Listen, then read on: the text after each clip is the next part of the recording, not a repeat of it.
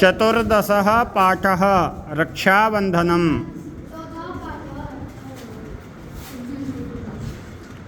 रक्षाबंधनम पर्व श्रावण मासस्य पूर्णिमायां तिथौ भवति। रक्षाबंधन का पर्व श्रावण मास की पूर्णिमा तिथि पर होता। अस्यां तिथौ भगिन्याः स्वानुजानाम् अग्रजानां च दक्षिणहस्तेषु रक्षासूत्राणि बध्नन्ति।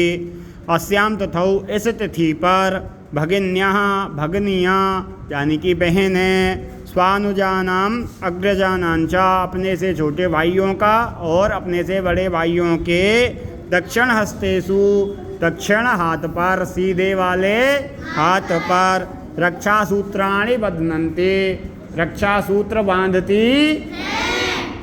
भगिन्यः भ्रातारम भगनी अपने भाइयों को और छात्राः छात्रम और छात्राएं छात्रों को और देशस्य नागरिकाः सैनिकान और देश के जो नागरिक हैं वो सैनिकों को रक्षा सूत्रम निबध्य रक्षा सूत्र बांध करके परस्परम रक्षितुम संकल्पवन्तः भवन्ति।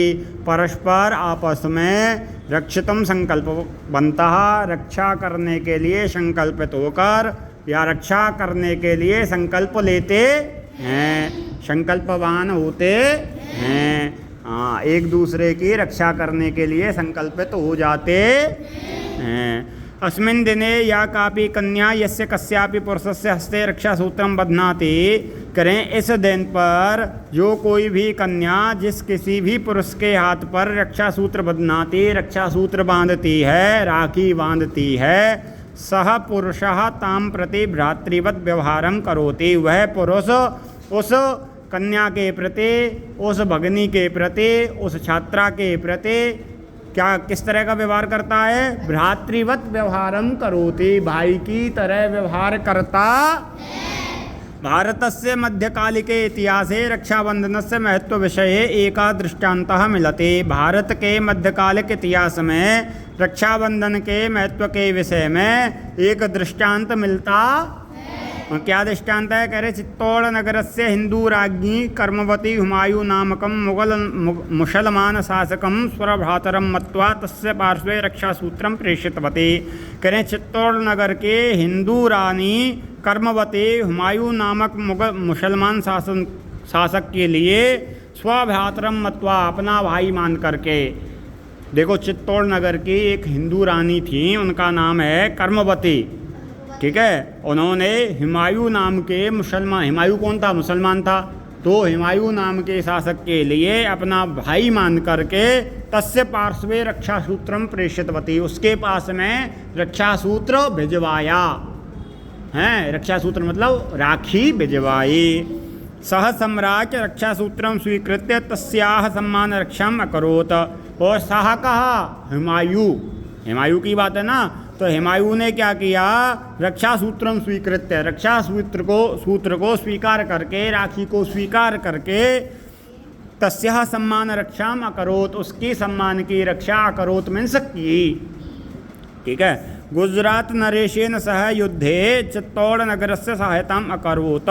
गुजरात नरेश के साथ में जो युद्ध था, युद्ध में चित्तौड़ नगर की सहायता उन्होंने की। किसने की?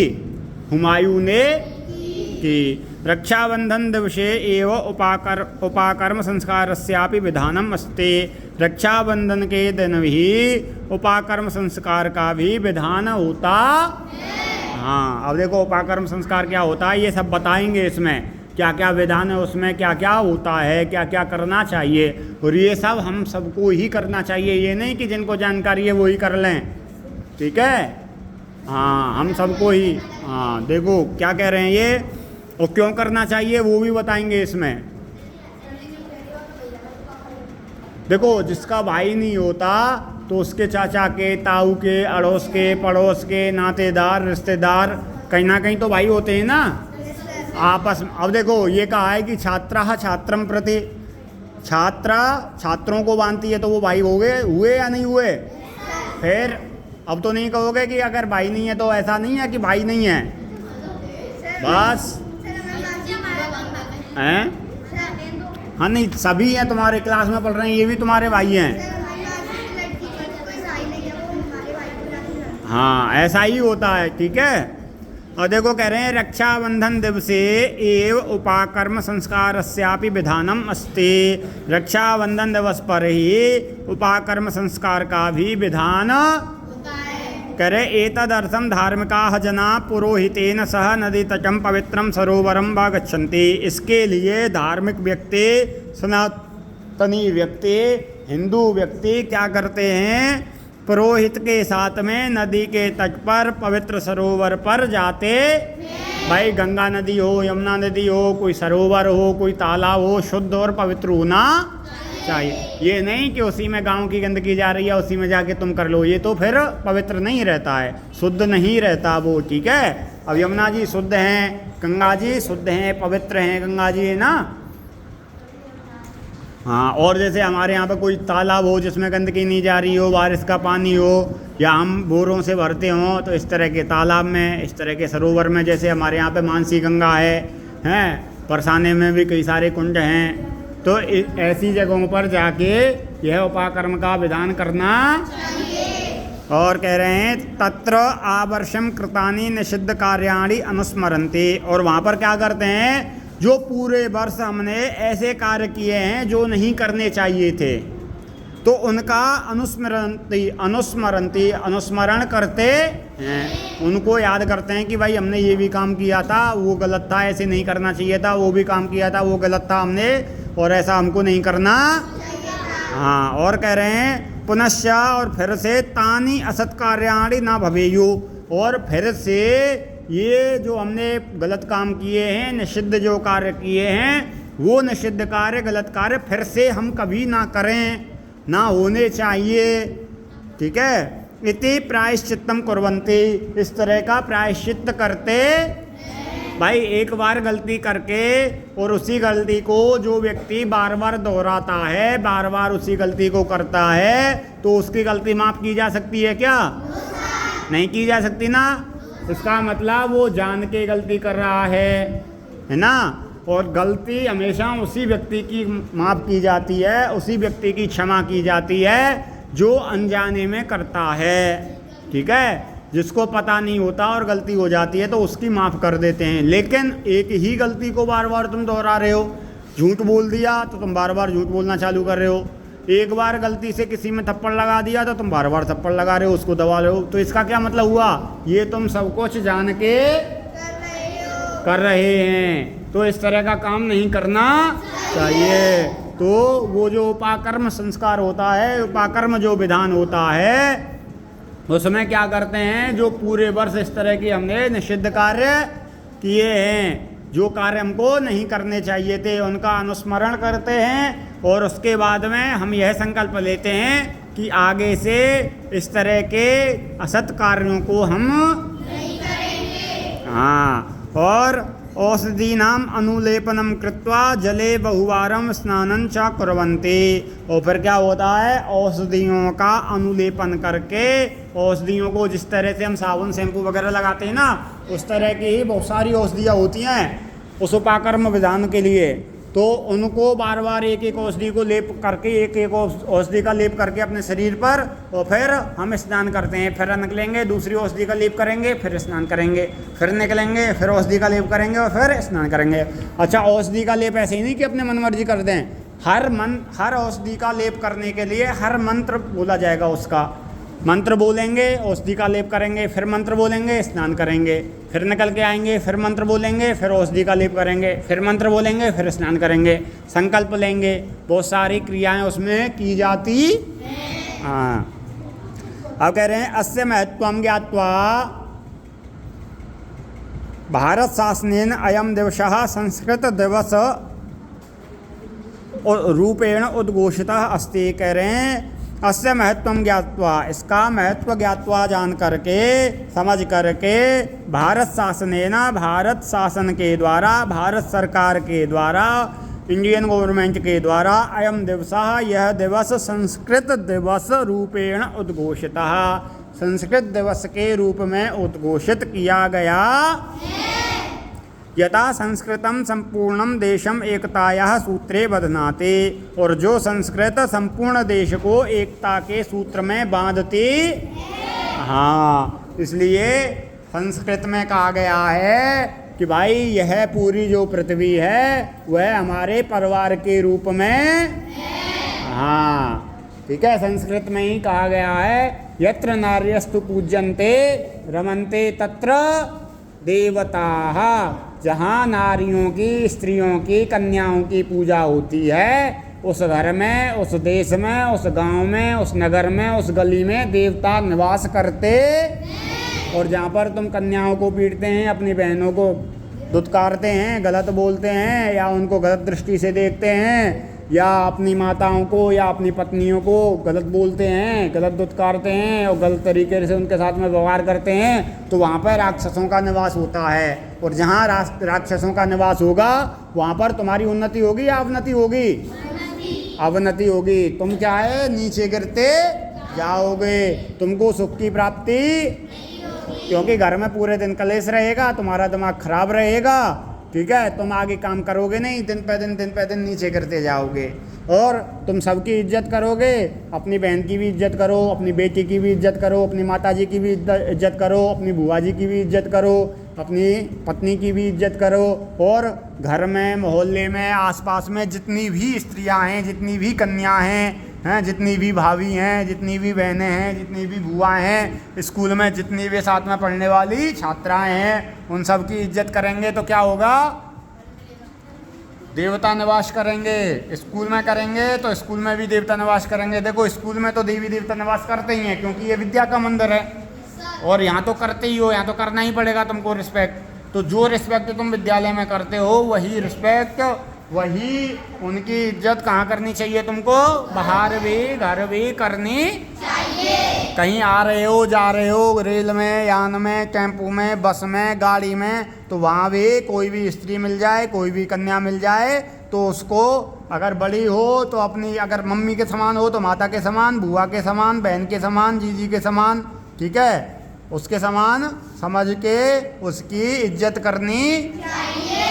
और छोटी है तो छोटी को बहन के समान समझ लो, ठीक है। और कन्या है तो कन्या को देवी के समान समझ के उसकी इज्जत करनी चाहिए। हाँ, मन में ही उनके प्रति क्या करना चाहिए? नमस्कार करना चाहिए, ठीक है। और तुमको भी क्या करना चाहिए? कन्याओं को, स्त्रियों को, भाई जो हमारे भाई हैं, जो हमारे चाचा हैं, ताऊ हैं, देवर हैं, पति हैं, उनका सम्मान करना चाहिए। भाई हर स्त्री का कोई ना कोई होगा ना रिश्ते में, उसके चाचा भी होंगे, उसके ससुर भी होंगे, उसके पति भी होंगे, उसके देवर भी होंगे, सब होंगे नहीं, तो उसका भी क्या राय बनता है कि वो भी सभी का सम्मान। हाँ, ये नहीं कि बस सबसे सम्मान करवा रही है, खुद जो है ठीक। हाँ, तो ये गलत बात है ना, इस तरह का। हाँ, उनको भी भाई, जो भाई हैं उनको भाई के समान समझें, जो देवर हैं उनको देवर के समान समझें, जो ससुर है उसको ससुर के समान सम्मान देना चाहिए, ठीक है। और जो पति है तो उनको, जो पति को सम्मान देना चाहिए वो पूरा सम्मान देना चाहिए। जो छोटे छोटे बच्चे हैं उनको अपने बच्चों की तरह लाड़ प्यार करना चाहिए। हाँ, किसी के साथ में किसी भी तरह से भेदभाव नहीं करना चाहिए, ठीक है। अगर हम देखो, आज के पाठ को पढ़ने से यही शिक्षा मिलती है, ठीक है। अगर हम इस तरह की शिक्षा प्राप्त करते हैं और अपने जीवन में उतारते हैं तो ये पाठ पढ़ना हमारा सार्थक होगा। और अगर हम इस तरह की शिक्षा प्राप्त करके अपने जीवन में, अपने व्यवहार में नहीं उतार रहे, तो वो हमारी सार्थकता नहीं कहलाएगी। फिर ये जो हमने पाठ पढ़ाया है उसका कोई फल हमको प्राप्त नहीं होगा, ठीक है। फल का मतलब ये नहीं है कि केला मिले, आम मिले, सेब मिले तभी हमको फल की प्राप्ति होगी। फल का मतलब ये है कि जो भी कोई शिक्षा दी जा रही है उसको अपने व्यवहार में उतार के और उसका आचरण उसी तरह से करना चाहिए। हाँ, अब ऐसे नहीं देखा होगा, एक कांड हुआ था दिल्ली में, एक लड़का एक युवती को मार रहा था पत्थरों से। वहाँ पे 50 आदमी उसको खड़े होके देख रहे हैं, आ रहे हैं, जा रहे हैं, है ना। लेकिन उन्होंने, किसी ने भी उसकी सहायता नहीं की बेचारी की। और उस राक्षस ने उस कन्या को, उस युवती को मार दिया। अगर ये पाठ उन्होंने पढ़ा होता, ये शिक्षा उन्होंने ली होती, तो क्या उस कन्या को, उस युवती को वो मारने देते? नहीं मारने देते ना, क्योंकि वो अपनी बहन, बेटी, बुआ, जीजी जो भी समझ के उसकी रक्षा करते ना, लेकिन उन्होंने रक्षा नहीं की, तमाशा देख रहे हैं। तो इसमें मारने वाला तो दोषी है, लेकिन जितना मारने वाला दोषी है ना, उतना ही दोष उन व्यक्तियों का भी है जो वहाँ पर खड़े होकर देख रहे हैं या देखते हुए जा रहे हैं, आ रहे हैं, है कि नहीं? क्योंकि अगर किसी भी तरह से कोई गलत काम हो रहा है तो उस गलत काम के प्रति हमको आवाज़ उठानी चाहिए, उसको रोकना चाहिए। अगर हम ऐसा नहीं करते हैं, आवाज़ नहीं उठाते हैं, उसको नहीं रोकते हैं, तो उसमें हमारी गलती है, हमारा दोष है। जितनी सज़ा उस काम को, इस गलत काम को करने वाले को मिलनी चाहिए, उतनी सज़ा उसको देखने वाले या उसको देख करके आने जाने वालों को भी मिलनी चाहिए। क्योंकि आज तो किसी और दूसरे की बहन बेटी के साथ में ऐसा किया जा रहा है, कल को हमारी बहन बेटी के साथ में अगर कोई करेगा तो कोई इस तरह से बचा लेगा क्या? नहीं बचाएगा ना, क्योंकि जब हम ही कदम नहीं उठाएंगे तो दूसरा कौन कदम उठा लेगा? कोई नहीं उठाएगा। अगर हम सभी एक मिल के रहेंगे, हम गलत काम के प्रति सभी एक मिल के रहेंगे, तो हमारे देश में, हमारी गली में, हमारे मोहल्ले में, हमारे गांव में, हमारे नगर में कहीं भी कोई गलत काम नहीं होगा। हाँ, चाहे वो अपना ही बेटा क्यों ना हो, अगर वो गलत काम करके आया है तो उसको सबके सामने थपड़ाओ, बुरा भला कहो और सबसे कहो कि भैया तुमको जो इसको सजा देनी है वो दो, मैं इसका कोई फेवर नहीं करूँगा। क्यों नहीं करूँगा? क्योंकि इसने गलत काम किया है। हाँ, और जो गलत काम करता है उसका मैं कभी इस तरह से फेवर नहीं करता, उसका साथ नहीं देता। अगर इस तरह का माहौल तुम सब बना लोगे अपने घरों में, तो मैं गारंटी के साथ में कहता हूँ कभी भी किसी भी तरह की इस तरह की दुर्घटना कभी भी तुमको सुनाई नहीं देगी। लेकिन क्या करते हैं लोग बाग? बस अपना स्वार्थ के कारण। तुमको पता है हमारा देश क्यों वो हुआ था, गुलाम हुआ था? बस अपना बच जाए, दूसरा चला जाए। उन्होंने ये नहीं सोचा कि अपना तो पूरा भारत ही है, और जब ये भारत के एक कोने पे वो करेगा, शासन करेगा, तो धीरे धीरे ये सब कोई कर लेगा और हमारा भारत तो हो ही गया गुलाम। भाई अगर भारत के 1 इंच ज़मीन पर भी